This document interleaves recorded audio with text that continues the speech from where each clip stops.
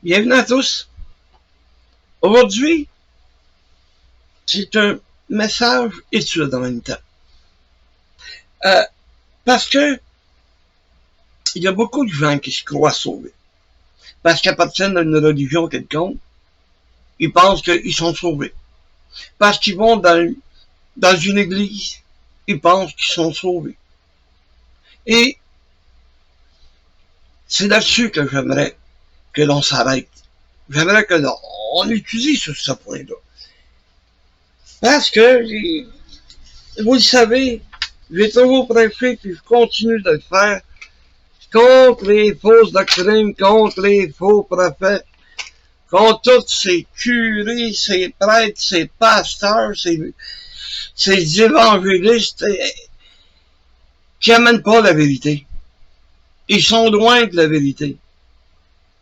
Eux-mêmes ne sont pas sauvés. Parce qu'il y a une manière de devenir enfant de Dieu. Et regardez bien, c'est dans l'évangile de Jean, au premier chapitre. Elle est venue chez les siens. On parle de la lumière, de la parole qui s'est faite chair, puis la lumière qui est venue pour éclairer tout temps, c'est-à-dire la vraie lumière, Jésus.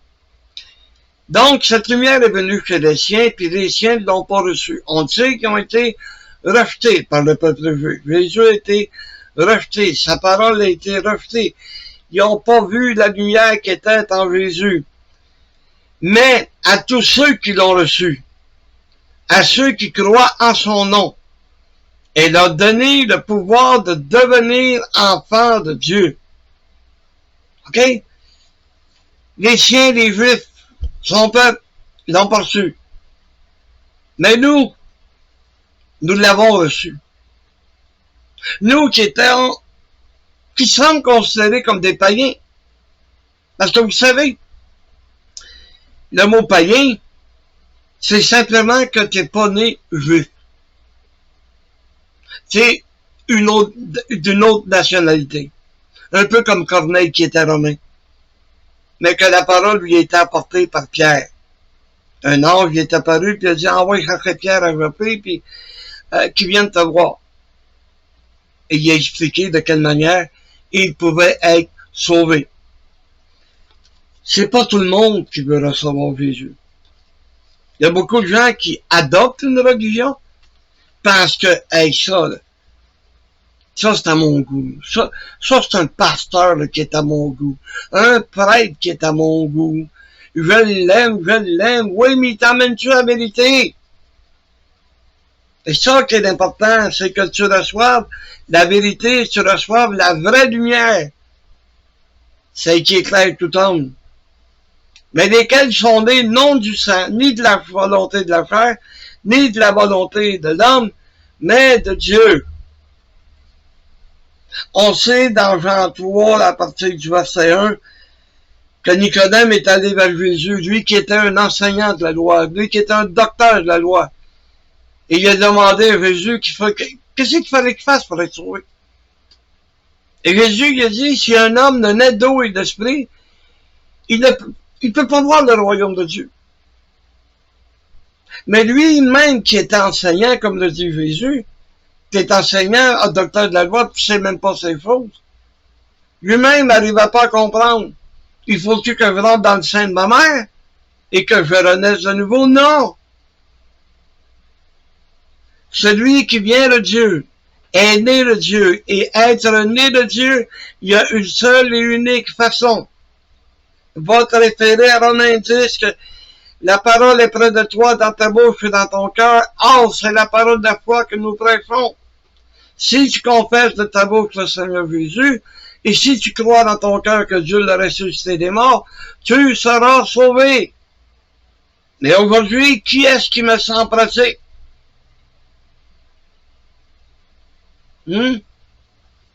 Ah, je l'ai cru dans mon cœur, je dis au pasteur, bon, bravo. C'est pas plus dur que ça. J'ai cru, je crois dans la résurrection, je crois au Seigneur Jésus. Je sais que je suis un pécheur, puis j'ai besoin de lui pour me sauver. Ça vient de Dieu. Comme Comme Jésus a dit à Pierre, quand il a demandé à vos yeux qui suivent. Et Pierre a répondu, tu es le Fils de Dieu, de Christ. Et Jésus lui a dit, c'est mon Père qui t'a le révélé. C'est Dieu qui nous révèle qui est son Fils. Et l'importance que son Fils peut avoir dans nos vies. Mais si tu n'as pas de profession de foi, oublie ça, tu n'es pas sauvé. C'est pas parce que tu vas te mettre à genoux puis tu vas crier je suis sauvé. Non, c'est pas de même. Hey, j'ai entendu quelqu'un à un moment donné me dire qui écoutait la radio et qui était touché par le message, qui s'est mis à genoux dans la note et qui a demandé à Dieu de le sauver. Je doute un peu de sa profession de foi, mais c'est lui qui aura à répondre à Dieu. Parce que si tu ne reçois pas le message d'un homme de Dieu, dans l'église de Dieu, hey, fuis-toi pas parce que c'est un prêcheur qui était à la radio, qui dit, ben, mets la main sur ton hood, que tu vas être sauvé. S'il dit, mets-toi à genoux, tu vas être sauvé. Non. Il faut que la profession de foi soit faite devant un ministre de Dieu. Les gens vont m'obstiner là-dessus. Ben, rendez-vous chez nous. On va sortir nos Bibles, puis ils vont vous montrer que c'est de cette manière que tu peux être sauvé.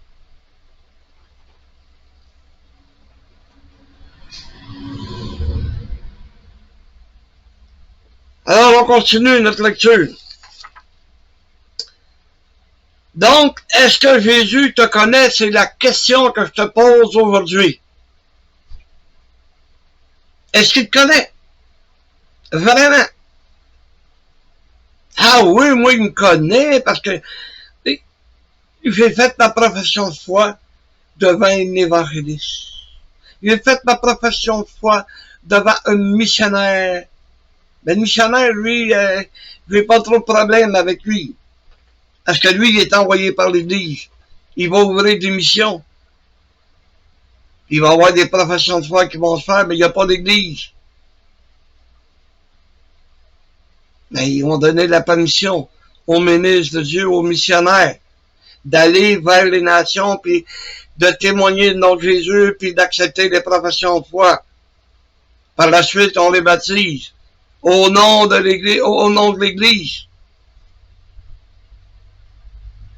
Au nom du Seigneur Jésus, de Dieu, du Saint-Esprit.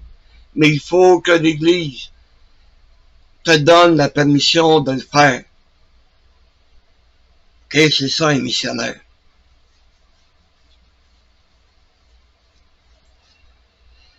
Ok, Matthieu 7, 21, 23. Il y en a qui vont rester surpris.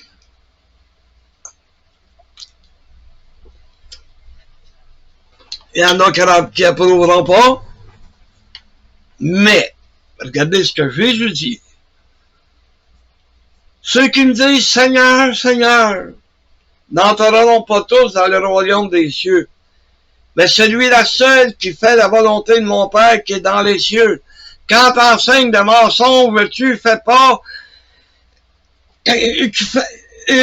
la volonté de Dieu. Tu fais pas la volonté du Père de Jésus qui est au ciel. Il faut faire sa volonté. Et si sa volonté me disait de me garocher à la rivière pour être sauvé, je le ferais. Heureusement, il ne le fait pas parce que notre rivière est polluée. Plusieurs me diront à ce jour-là. Et il y en a, ces gars qui vont rester bien surpris. Seigneur, Seigneur, n'avons-nous pas prophétisé par ton nom? Ah oui, parce qu'aujourd'hui, il y a des églises imbéciles qui ont des prophètes. Alors que toute la parole de Dieu, toutes les prophéties, ils sont écrits. Fait que rajoute-en pas. Ne rajoute pas parce que t'aimes pas le café, on va rajouter. Ben, le Seigneur m'a mis à cœur de vous dire qu'il faut plus boire de café. Ah, il y en a qui sont vrais dans le monde. Il y en a qui aiment tellement le café. Mais c'est pas ça que Dieu nous demande. Là. Mais eux autres, ils ont prophétisé. Et Ellen White est une prophétesse des Adventistes de 7e jour. Puis elle est contre ça, le café puis le thé. Et elle a prophétisé ça. Puis, messieurs, mesdames, mais ils pratiquent ça. Je pense qu'elle n'aimait pas le roussi parce qu'elle empêche de manger aussi du cochon. Mais c'est une prophétesse. Dieu lui a révélé. Ben, je peux bien te révéler, moi, qu'il faut que tu me donnes, mettons, 5000, ça serait pas pire. Je peux bien te prophétiser, mais tu vas-tu le croire? Mais j'espère que non. Sinon, on va te traiter d'imbécile pis de sans dessin. N'avons-nous pas chassé les démons par ton nom? Ah! Tu veux voir des faux prophètes chasser des démons? T'as juste à aller sur YouTube. Écris miracle. Ou pardon, écris chasser les démons.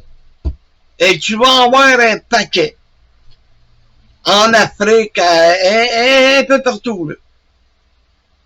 Tu vas voir de quelle manière ils font ça, des miracles. De quelle manière qui ont chassé les démons. Et n'avons-nous pas fait beaucoup de miracles par ton nom? Ben oui, ben oui, ben oui. Il y en a encore qui croient ça. Des miracles physiques. Ben, si tu es capable de faire des miracles, va donc vider les hôpitaux. Il n'y aurait plus personne à l'urgence. Mais tu sais que tu l'as pas. Tu vas te défendre. Oui, mais ils n'ont pas la foi. Hey! Quand tu es malade comme un chien, cloué sur un lit d'hôpital, tu es prêt à croire n'importe quoi. Tu es prêt à croire au Seigneur Jésus. Tu es prêt à demander l'aide du Seigneur Jésus. Ben, viens pas me faire rire, là. Parce qu'elle n'est pas drôle pas en toute ta chose. Et alors je le dirai ouvertement, je vous ai jamais connu. Je vous connais pas. Retirez-vous de moi, vous qui commettez l'iniquité. Vous qui commettez l'injustice. Retirez-vous de moi. Tu vas rester surpris, mon ami. C'est peut-être mieux de mettre ton nez dans ta Bible, au lieu de mettre ton nez dans les prophéties de l'un puis de l'autre. Au lieu de mettre ton nez dans n'importe quelle sorte d'ouvrage qui va t'expliquer la Bible alors qu'on a le Saint-Esprit qui nous a été donné pour qu'on puisse comprendre la parole de Dieu. Tu ne la comprendras pas dans un livre. On peut lire dans Jean 10, le verset 14, que Jésus connaît ses brebis. C'est comme si, il a dit, je suis le bon berger, puis je connais mes brebis, puis elles me connaissent. Mais j'ai encore d'autres brebis qui ne sont pas dans cette bergerie. Celles-là, il faut que je les appelle. Et savez-vous sur qui Jésus compte pour les appeler? C'est sur nous autres. Pas rien parce qu'on a une grande gueule. Non, non, non, non. Il y en a trop, ça, des grandes gueules. Oh, ils vont essayer de t'amadouer. Non, non. Sois direct, sois franc. C'est ça que Dieu dit, c'est ça que Dieu dit. Mais mets-le en pratique, par exemple. C'est beau de le dire aux autres, là, mais mets-le toi-même en pratique. J'arrête pas de le prêcher, puis j'arrêterai jamais de le prêcher. C'est pas rien qu'avec ta grande gueule que tu peux conduire quelqu'un au Seigneur. C'est par ton exemple, par ta manière de vivre, en démontrant que, regarde, moi, j'y crois à la parole de Dieu. Et moi, j'essaie de la mettre en pratique. Jésus connaît nos besoins. Vous le savez, dans Matthieu 6, permettez-moi.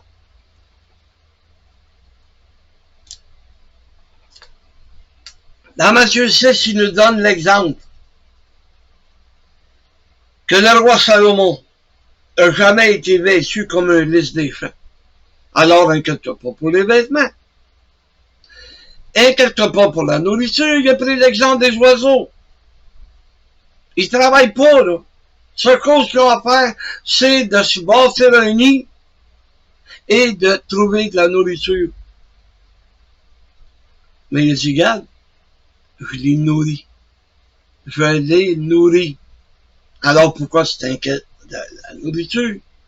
Inquiète-toi pas de rien. Ce sont les païens. Hein?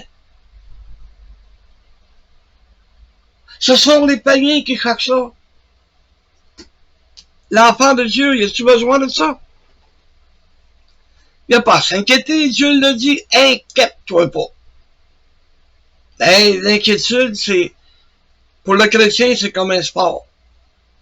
Alors ouais, ça, il pratique l'inquiétude. Et ils deviennent des champions de l'inquiétude. On pourrait leur donner des trophées, des médailles, une couronne sur la tête, parce que ce sont des champions de l'inquiétude. La moindre chose devient une inquiétude. On s'inquiète pour tout. Alors qu'on devrait dire, hey, inquiète-toi pas mon âme. Jésus a dit qu'il me connaissait, qu'il connaissait mes besoins et qu'il était pour prendre soin de moi. Alors, pourquoi m'inquiéter? Et dans Jean 2, le verset 24, regarde bien ce qu'il écrit. Jean 2, verset 24, il dit, non, excusez, je me suis trompé. Pendant que Jésus est à Jérusalem, à la fête de Pâques, plusieurs crurent en son nom, voyant les miracles qu'il faisait. T'as un problème parce que si tu as cru parce que tu as assisté à un miracle, parce que tu as vu un miracle, regarde ce qui suit. Tu devrais t'inquiéter. Ça, là, tu devrais t'inquiéter. C'est une raison pour l'inquiétude dans notre vie. Mais Jésus ne se fiait point à eux parce qu'il les connaissait tous. Fait que va dans le fond de ton cœur, dis-toi que Jésus te connaît.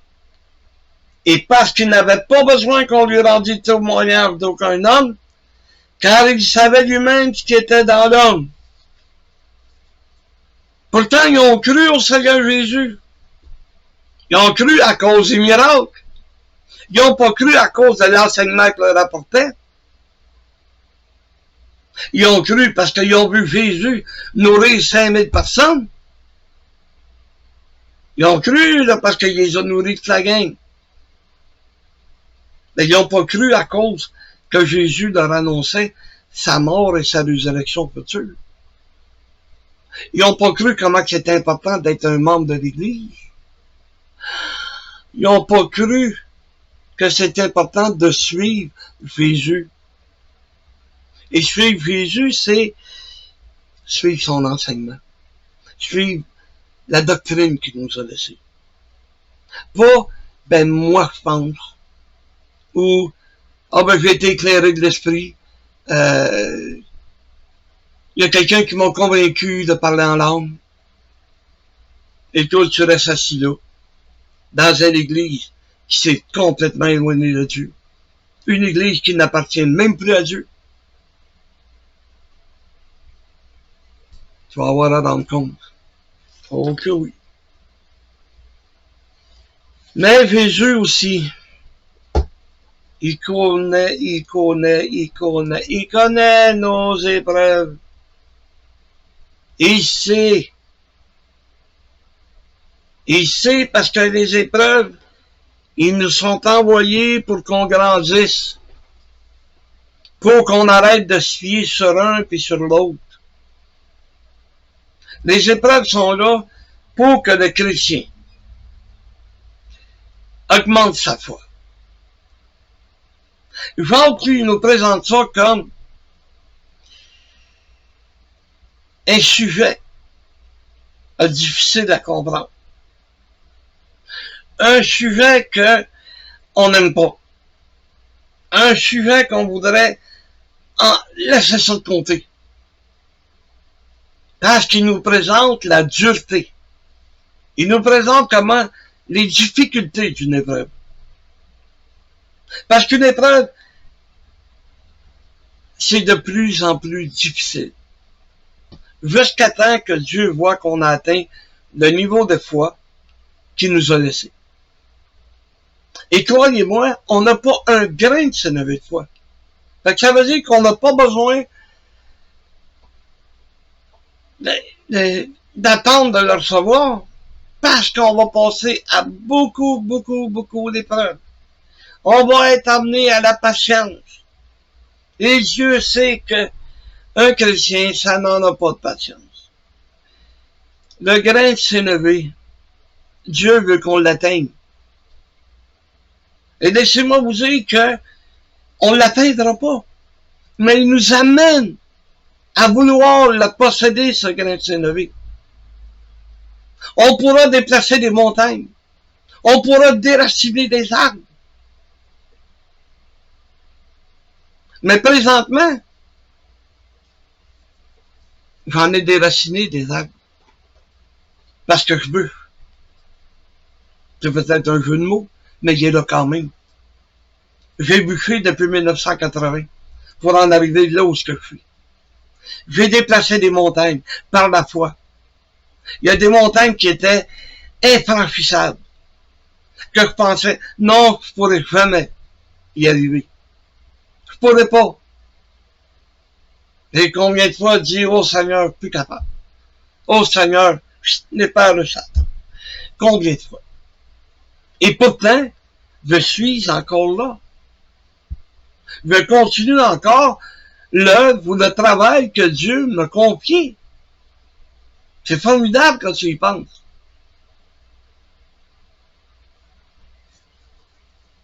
Pierre nous dit, regarde ça comme un sujet de joie complète.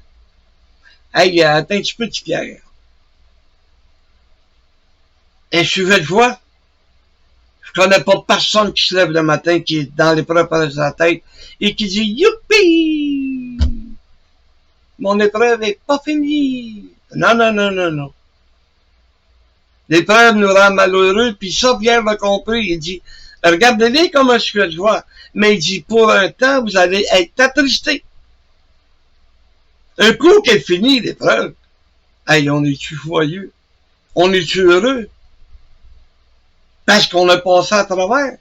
On pensait que j'arriverais pas. Je serais pas capable. J'ai beau m'efforcer, Seigneur. Mais c'est trop difficile. C'est trop dur. Tu sais, les épreuves, ça peut être n'importe quoi en tant qu'épreuve. Tu sais, ça peut être un enfant qui est malade. Je me réjouis pas quand mes enfants étaient malades, ou quand mes petits-enfants sont malades présentement. Non, ils sont pas malades, je parle au présent. Et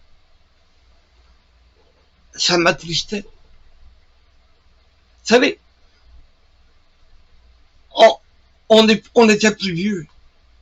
On était une mère, un père, et on se souciait de nos enfants. On prenait soin d'eux autres. Et quand il y en a un qui était malade, on aurait aimé mieux que ça nous arrive, excusez-moi, à nous, pas à nos enfants. Ça, c'est une épreuve. Laissez le temps à Dieu pour la guérison, pour le soulèvement de l'enfant. Ça peut être nous qui est dans la maladie. Ça peut être nous qui a des problèmes financiers. Tout est là. Des épreuves sont là. Mais Dieu a dit, ne t'inquiète pas de rien. Ouais, mais un souci financier, là, c'est pas drôle. C'est pas évident. Alors, il faut laisser ça entre les mains du Seigneur. Il faut laisser ça entre les mains de Dieu. Peu importe ce qui va arriver. Mais, je le sais qu'on l'aime pas, Romains 8, 28, mais toute chose concourt en notre bien pareil. Qu'on veuille ou non. Alors, si tu penses que tu es sauvé, il faut pas que tu le penses, il faut que tu le crois. Et avec de qu'est-ce que je t'ai apporté, j'espère rien qu'une chose. Que j'ai ébranlé ce que tu appelles une foi. Que je t'ai ébranlé dans ta religion. Pas pour que tu t'en viennes avec moi, là. Non. Viens faire ta profession de foi. Afin que tu sois sauvé. Assiste à l'église. Assiste à ce qu'on appelle un culte. Viens voir. Et tu verras qu'est-ce que Dieu peut t'apporter. Parce que si tu te fies sur un puis sur l'autre, ben tu vas rester dans tes péchés, tu vas rester dans le chemin que tu as pris.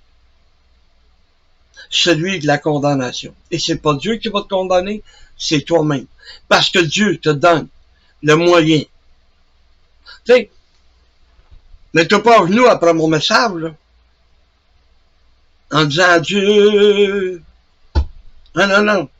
Ça se fait dans l'Église. Parce que si tu regardes Matthieu 10 et 32, quiconque me confessera devant les hommes, je le confesserai devant mon Père qui est dans les cieux. Donc, il faut que tu ailles à l'église, fais ta profession de foi devant ceux qui vont être là. C'est de même que tu peux être sauvé. T'emmènerais pas du mensonge. Tu peux m'haïr, tu peux me détester, tu peux fermer l'ordinateur, tu peux même plus me suivre. C'est ton problème. Mais moi, je suis là pour t'enseigner la vérité et je vais continuer jusqu'à la fin.